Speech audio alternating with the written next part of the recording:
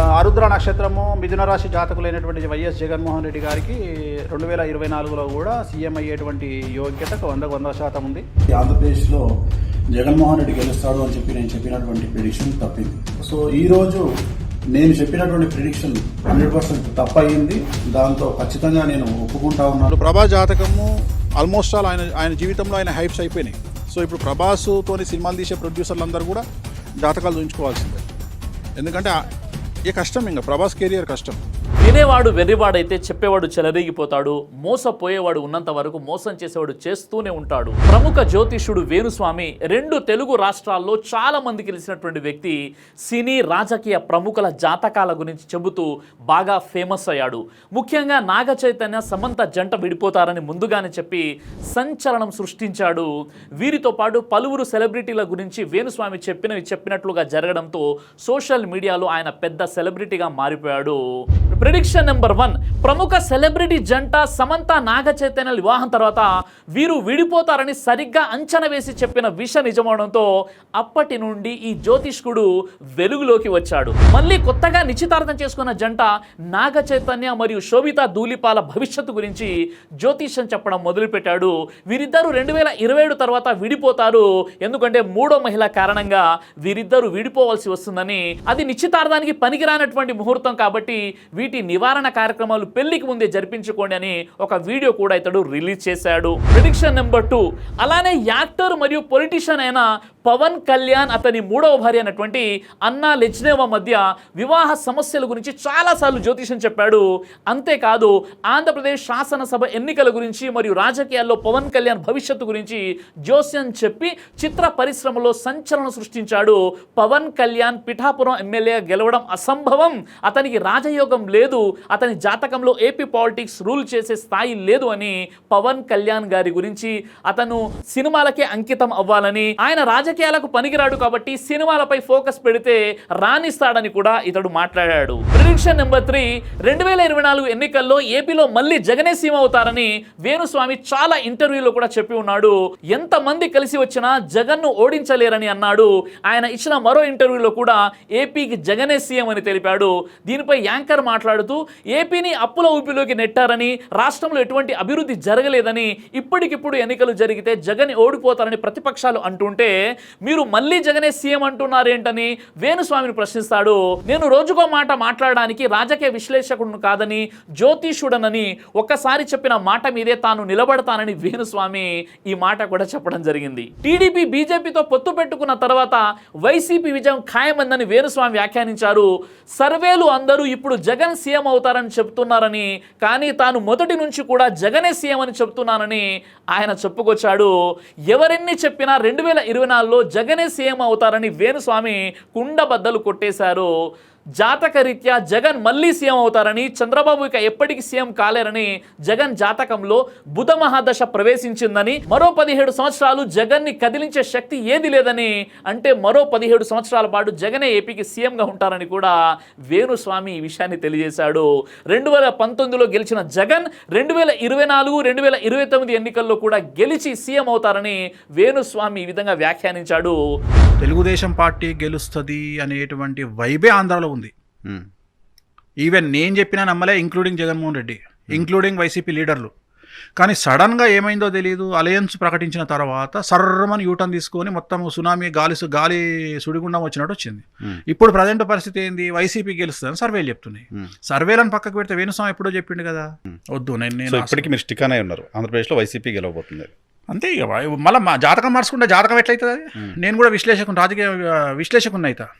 So నేను ఎందుకు మార్చుకుంటా? నేను అదే మార్చుకోండి. జూన్ 4, 2024 ఎన్నికల ఫలితాలపై స్పందిస్తూ వేణుస్వామి తన తప్పుడు అంచనాలను అంగీకరించాడు కూడా. వైఎస్ జగన్మోహన్ రెడ్డి మళ్ళీ ప్రభుత్వాన్ని ఏర్పాటు చేస్తారన్న తన అంచనా తప్పిందని సోషల్ మీడియాలో జ్యోతిష్కుడు అయినటువంటి వేణుస్వామి ఓ వీడియోని కూడా విడుదల చేశాడు. అయితే తన పొరపాట్లను కప్పిపుచ్చుకుంటూ నాకు తెలిసిన అర్థమైన జ్యోతిష్యం ఆధారంగా నేను ఒక జోస్యం చెప్పాను, కేంద్రంలో మళ్ళీ మోదీ ప్రభుత్వాన్ని ఏర్పాటు చేస్తారని, ఆంధ్రప్రదేశ్ జగన్మోహన్ రెడ్డి మళ్ళీ గెలుస్తారని 2 మాటలు చెప్పాను.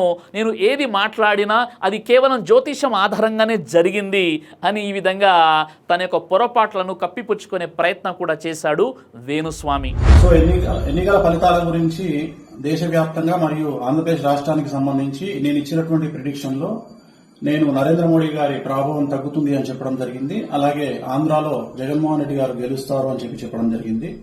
నాకున్నటువంటి విద్వత్తు, నా విద్యను అనుసరించి నేను చెప్పడం జరిగింది.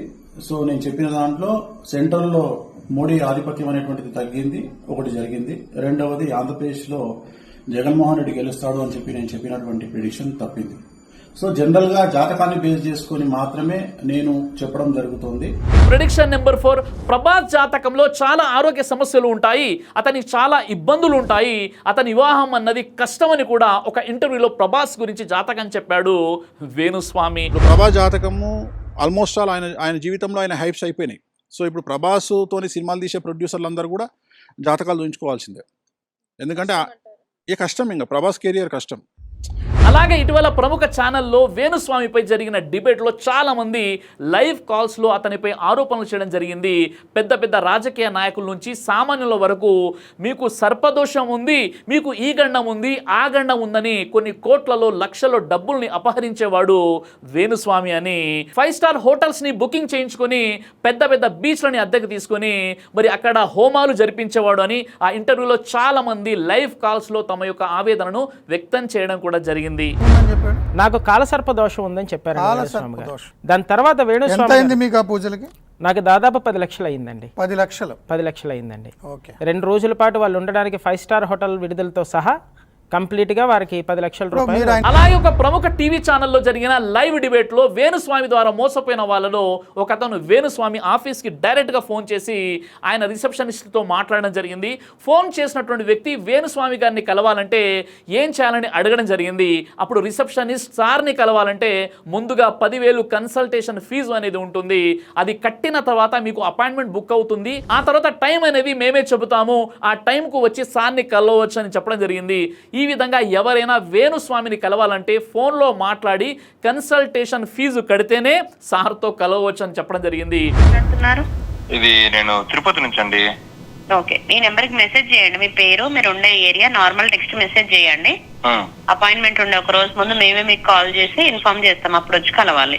అవునా, ఎంత అండి వేణుస్వామి గారికి అపాయింట్మెంట్ కి? ఒకరికి 10,000 అండి, డేట్ ఆఫ్ బర్త్, టైం ఉండాలి. అంటే పెద్ద పెద్ద పేరు మోసినటువంటి ప్రసిద్ధిగాంచినటువంటి కార్డియాలజిస్ట్ అయినా, సైకాలజిస్ట్ అయినా కానీ, లేదంటే ఫేమస్ డాక్టర్ ఫీజు అయినా కానీ మనకి 10,000 ఉండడం అనేది చాలా అరుదుగా జరుగుతుంది.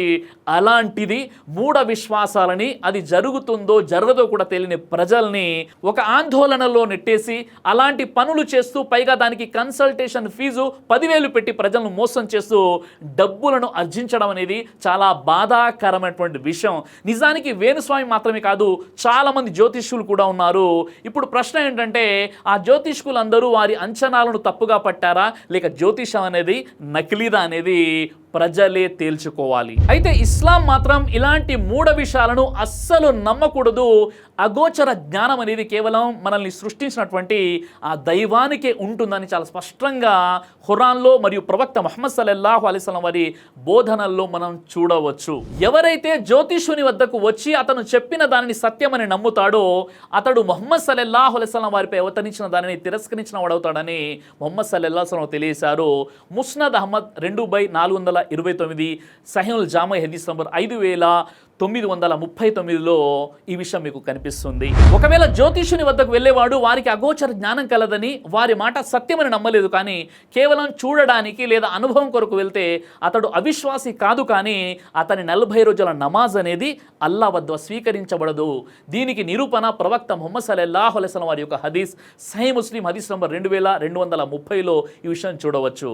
అంటే ఎవరైతే జ్యోతిషుని వద్దకు వచ్చి అతన్ని ఏదైనా విషయం అడుగుతాడో అతని 40 రోజుల నమాజ్ అంగీకరించబడదని ప్రవక్త ముహమ్మద్ సల్లల్లాహు అలైహి వసల్లం తెలియజేశారంటే ఈ జ్యోతిష్యుల దగ్గరికి వెళ్ళడం అనేది ఎంత పెద్ద మహాపాపమో మీరు అంచనా వేయవచ్చు. ఒకవేళ ఒక ముస్లిం అయి ఉండి అతడు కనుక ఒక జ్యోతిష్యం దగ్గరికి వెళ్ళి తన చేయి చూయించుకున్నట్లయితే అతడు 40 రోజుల నమాజు అంగీకరించబడదు. కాబట్టి మేము 40 రోజులు నమాజ్ చదవమండి, పొరపాటు జరిగిపోయిందని ఇక్కడ అర్థం కాదు. మీరు దైవం వైపునకు మరలాలి, పాపాల ప్రయత్నం చేయాలి, నమాజులు కూడా చదవాలి. కాబట్టి ఇస్లాం ధర్మంలో గునాయే కబీరా మహాపాపాల్లో ఒక పాపంగా ఈ జ్యోతిషుల దగ్గరికి వెళ్ళడం, వారి మాటల్ని నమ్మడం, వారికి తమ చేతుల్ని చూయించి భవిష్యత్తులో జరగబోయే విషయాల్ని చెప్పండి అని మాట్లాడడం, ఇదంతా కూడా మహాపాపాలలో ఒక భాగంగా చెప్పడం జరిగింది. అయితే సోదరులారా, మన సమాజంలోని చాలామంది నకిలీ బాబాలు, చాలామంది మంత్రగాళ్ళు, చాలామంది దొంగ స్వాములు తయారైపోయారు. ప్రజల యొక్క బలహీనతను ఆసరిగా చేసుకొని వారికంటూ ఒక ఫీజుని వారే నిర్ణయించుకున్నారు. తద్వారా వారికంటూ ఒక విఐపి ప్రోటోకాల్ కూడా ఉంటుంది. ఈ విధంగా ప్రజల యొక్క విశ్వాసాలను, వారి యొక్క బలహీనతలను ఆసరిగా చేసుకొని కోట్ల రూపాయలు సంపాదించుకుంటున్నారు. కాబట్టి ఇలాంటి వ్యక్తుల మాటలు నమ్మి మిమ్మల్ని మీరు మోసపోకండి. ఎందుకంటే మనమంతా కూడా విధిని నమ్మాలి. మన యొక్క మంచి చెడు, మన యొక్క ఆరోగ్య అనారోగ్యాలు, మేలు కీడు, లాభ నష్టాలు అనేవి మనల్ని పుట్టించినటువంటి మన సృష్టికర్త అయినటువంటి దైవం ఆధీనంలో మాత్రమే ఉంటాయి.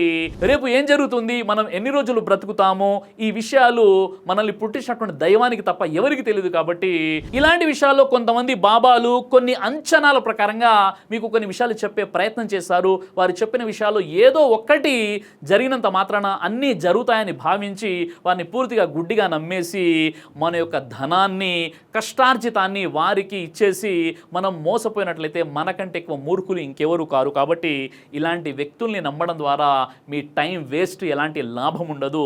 ఇకనైనా ఇలాంటి వ్యక్తులతో మీరు జాగ్రత్తగా ఉంటారని ఆశించడం జరుగుతుంది.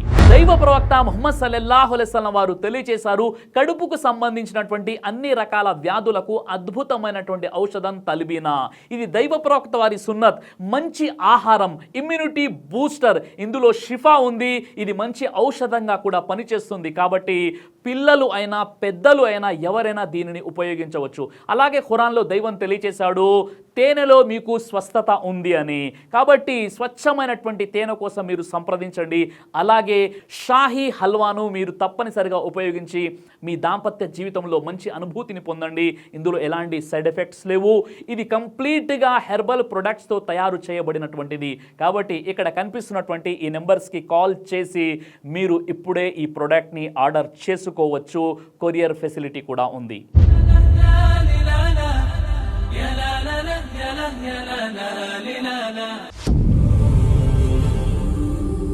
బ్రదర్ సిరాజ్ అని యూట్యూబ్ ఛానల్ని మీరు సబ్స్క్రైబ్ చేసినట్లయితే ఇన్షాల్లా దేవచిత్తం అయితే మీకు వీడియోస్ వస్తుంటాయి. అదేవిధంగా బ్రదర్ సిరాజ్ అనేటటువంటి ఫేస్బుక్ని కూడా లైక్ చేయడం వల్ల మీకు వీడియోస్ వస్తుంటాయి.